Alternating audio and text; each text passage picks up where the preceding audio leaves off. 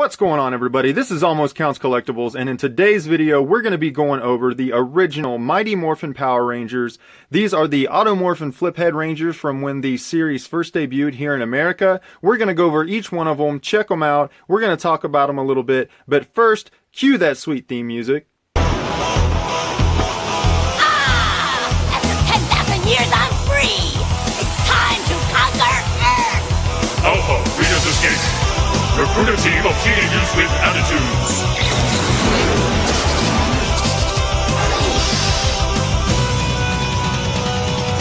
Go, go, Power Rangers! Go, go, Power Rangers! Go, go, Power Rangers! Mighty Morphin Power Rangers!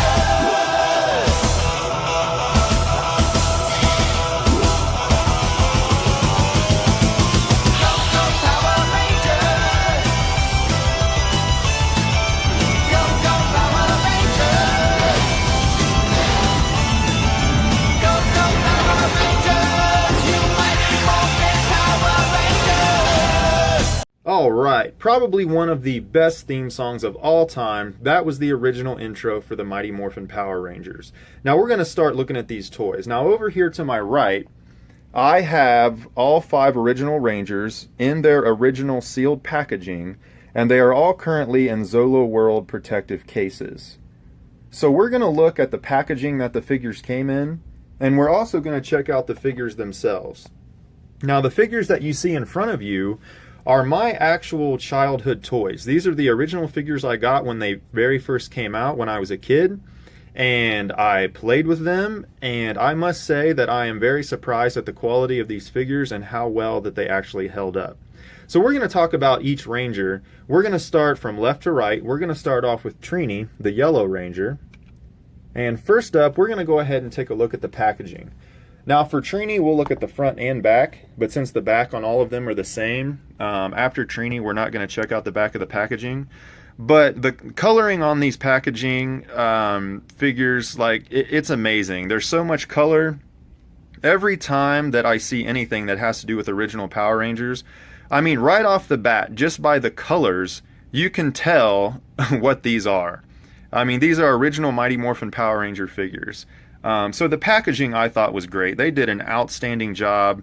I mean, you know, over the years, even with marketing trying to beef up and make everything look flashy, and I still think that these original early 1990 figures had some of the best packaging that I've ever seen.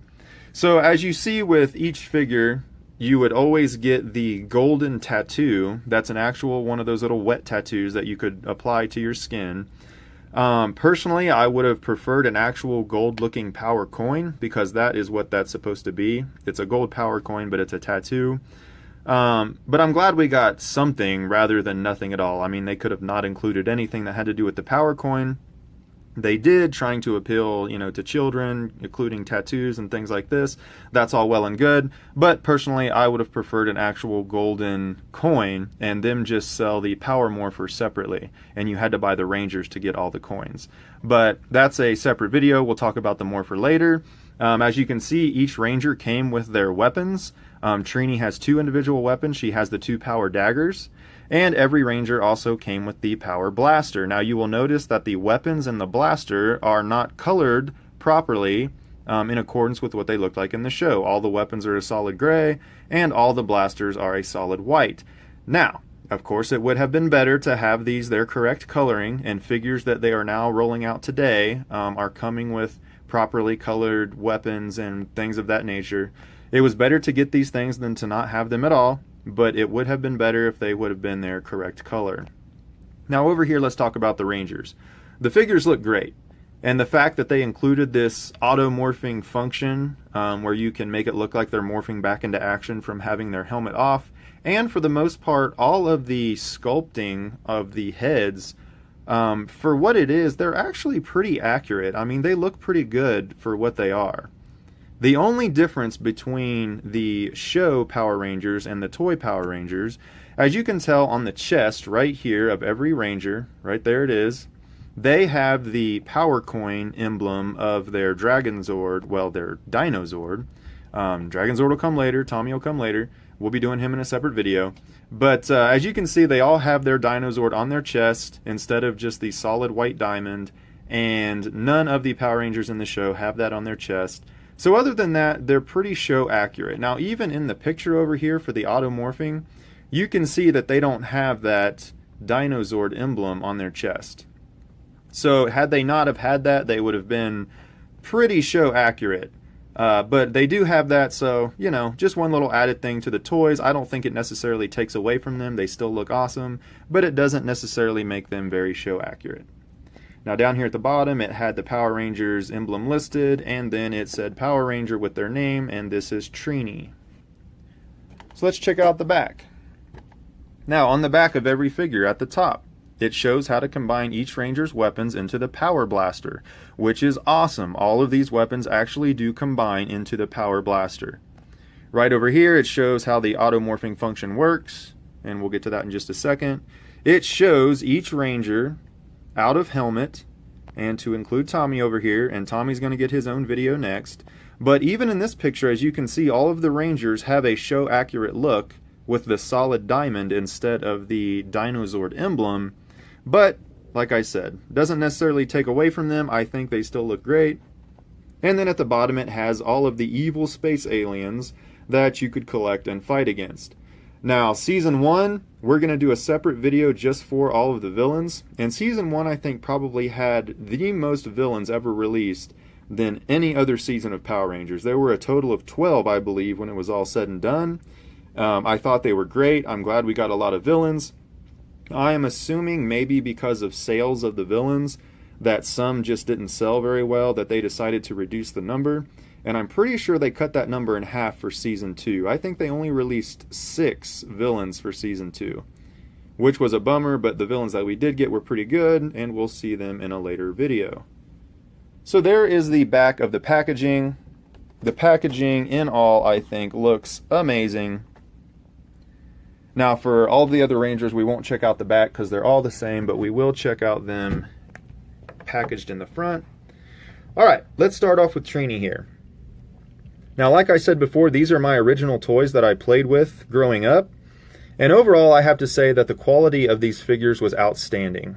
Even with the extent that I played with these, even though in their defense, some of them may have weathered a little more because I wasn't very rough with my toys. I didn't bang them together real hard. I didn't abuse my toys. I always kept my things in pretty good shape, but I did play with them a lot. They did get a lot of use, and all of these figures have held up very well. Their joints are still stiff. Everything still works.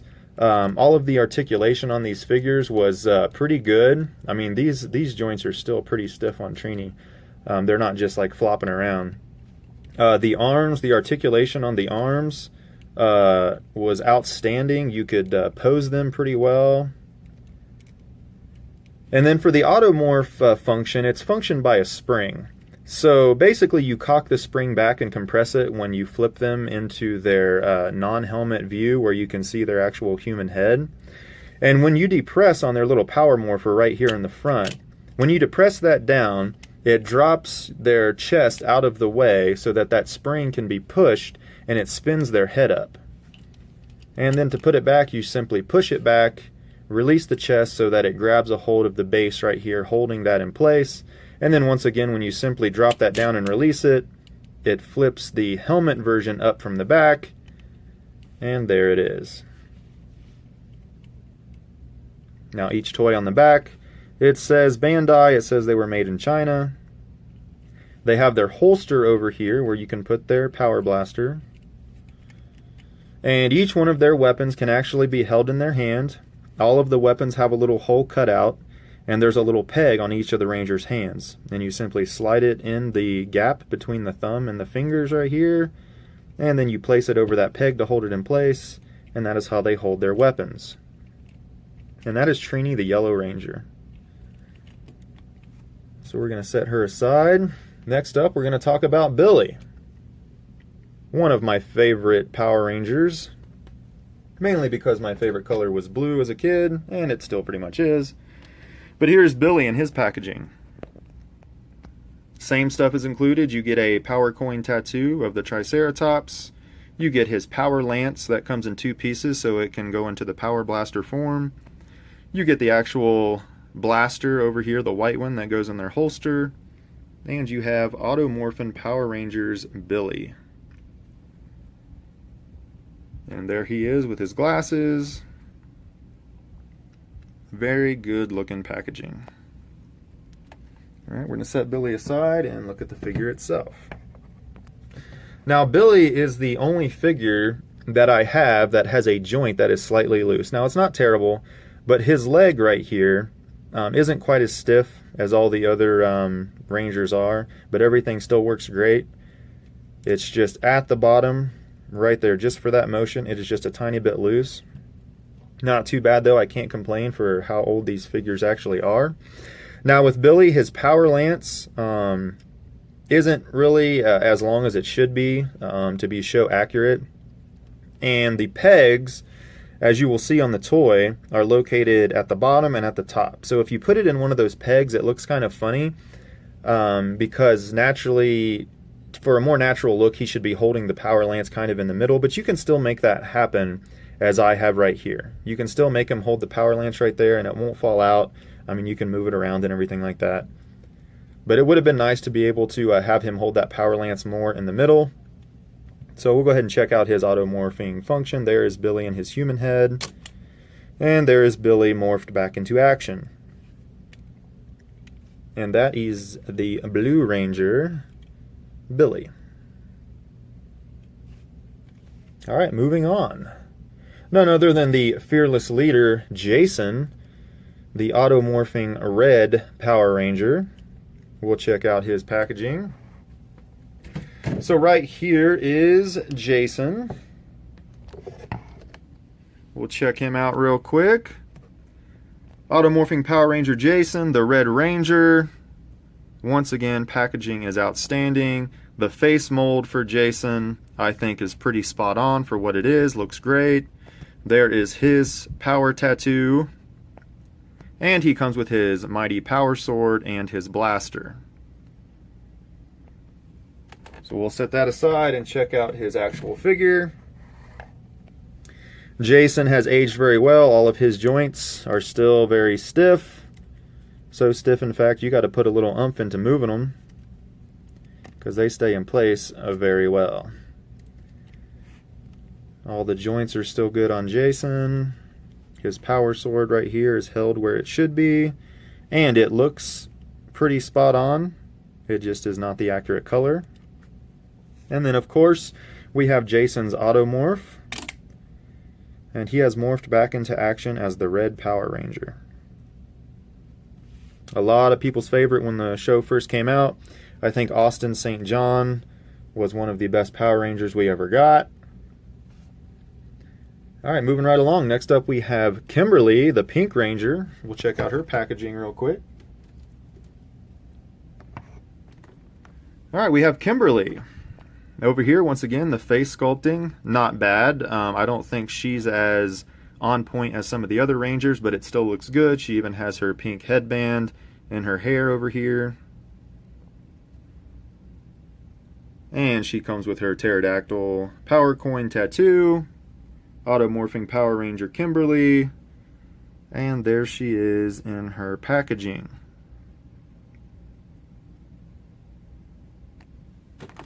We're going to set that aside, and we'll check out Kimberly.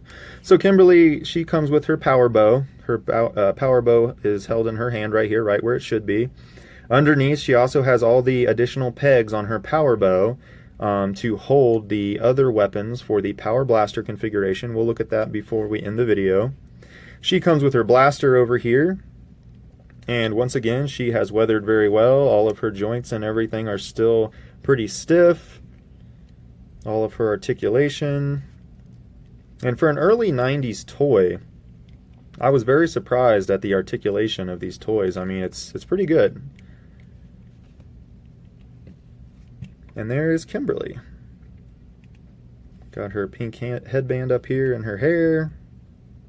And we'll check out her automorph. And she has morphed back into action. And that is the pink Mighty Morphin Power Ranger, Kimberly. Alright, last but certainly not least, and these Rangers were set up as they are in accordance with their pictures, so that's why we went in a certain order.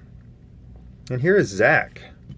Now, personally, I think Zack was always the 2IC. I mean, I'm pretty sure everybody came to that conclusion. He was always second in command because his fighting skills, I believe, were second best of the group.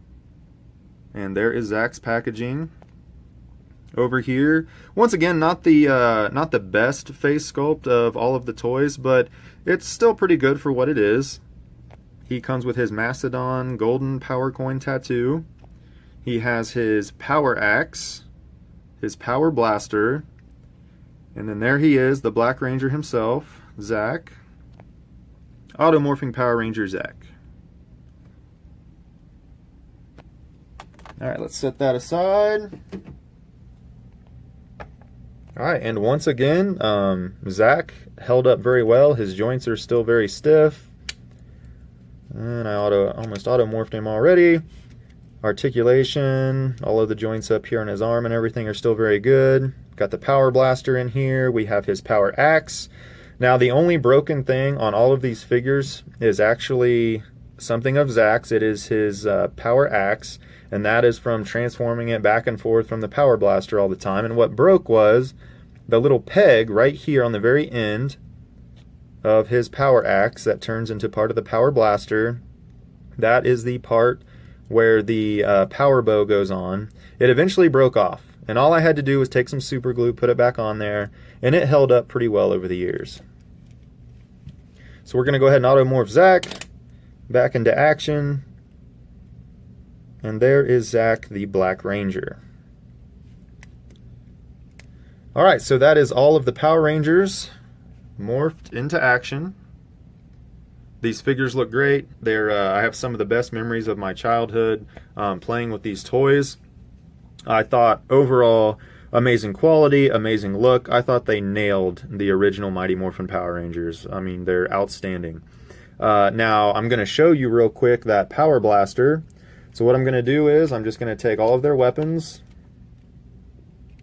and we're going to combine it into the Power Blaster.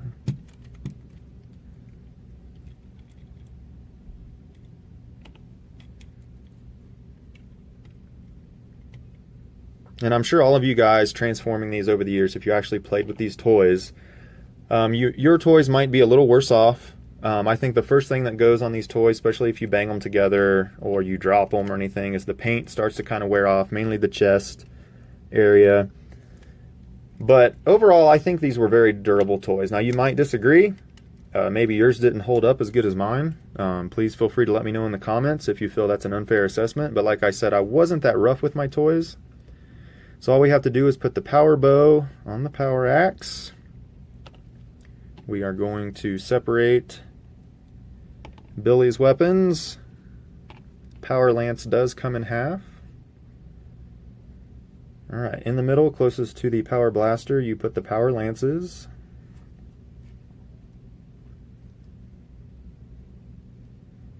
And then on the outermost end, you put the power daggers.